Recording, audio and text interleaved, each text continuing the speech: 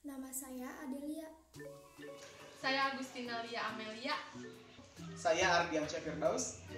Saya Ella Lailatul Rahmah.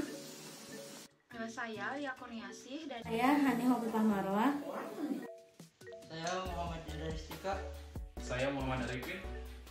Perkenalkan, nama saya Disa Rahmawan. Komunikasi bisnis adalah pertukaran gagasan dan informasi yang memiliki tujuan tertentu yang disajikan secara personal atau impersonal melalui simbol-simbol atau sinyal. Kinesik ialah komunikasi nonverbal yang ditunjukkan dengan gerakan tubuh. Gerakan tubuh dibagi dalam 5 kelompok, yakni pertama, emblems merupakan isyarat yang memiliki arti langsung pada simbol yang dibuat oleh gerakan badan. Kemudian, ilustrator merupakan gerakan badan untuk menjelaskan sesuatu. efek display merupakan isyarat yang terjadi akibat dorongan emosional yang terjadi yang keluar dari si pemberi informasi, kemudian berdampak terhadap ekspresi wajahnya. Contohnya seperti tertawa, menangis, tersenyum ataupun sinis. Kemudian yang keempat itu ada regulators. Regulators merupakan gerakan tubuh yang terjadi di daerah kepala. Contohnya seperti menggelengkan kepala seperti ini ataupun menganggukkan kepala seperti ini. Kemudian yang terakhir ada adaptori. Adaptori merupakan gerakan badan yang ditunjukkan sebagai bahwa si pemberi informasi tersebut merasa jengkel. Contohnya dengan menggerutu ataupun dengan menarik napas secara dalam-dalam dan juga seperti mengepalkan tangan seolah-olah akan Gerakan mata. Mata adalah alat komunikasi yang paling berarti untuk memberi isyarat tanpa kata. Gerakan mata dapat mencerminkan isi hati seseorang.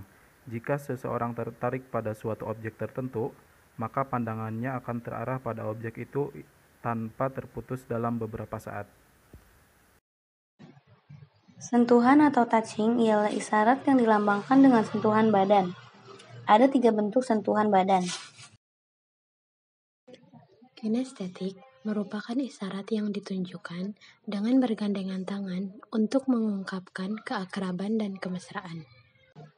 Sociofugal merupakan isyarat yang ditunjukkan dengan berjabat tangan atau saling merangkul untuk menunjukkan dimulainya persahabatan. Thermal merupakan isyarat yang ditandai dengan sentuhan yang lebih emosional sebagai tanda persahabatan yang intim. Misalnya, menepuk bahu, adu tinju, dan adu telapak tangan. Saya akan menjelaskan tentang pelengwe, diam, dan estomorfi.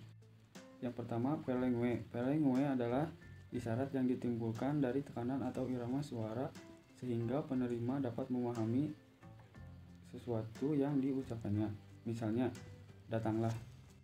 Yang kedua, diam. Diam adalah suatu komunikasi nonverbal yang memiliki arti. Diam sangatlah sulit diterka dan dapat menimbulkan keraguan. Diam dapat mengundang arti positif dan negatif. Yang ketiga, estomorfi. Estomorfi adalah bentuk tubuh tinggi kurus yang dilambangkan sebagai orang yang memiliki sikap ambisius, pintar, dan krisis. Komunikasi verbal merupakan suatu bentuk komunikasi di mana pesan disampaikan secara lisan atau tertulis menggunakan suatu bahasa.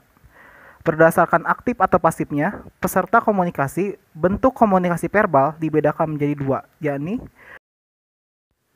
Berbicara dan menulis. Berbicara pada umumnya lebih disukai daripada menulis karena lebih nyaman dan praktis. Namun tidak semua pesan bisa dengan tepat disampaikan secara lisan. Pesan yang kompleks dan sangat penting umumnya disampaikan menggunakan tulisan. komunikasi verbal. Berdasarkan aktif dan pasifnya, peserta komunikasi, bentuk komunikasi verbal dibedakan menjadi 2, yakni berbicara dan menulis, speaking and writing,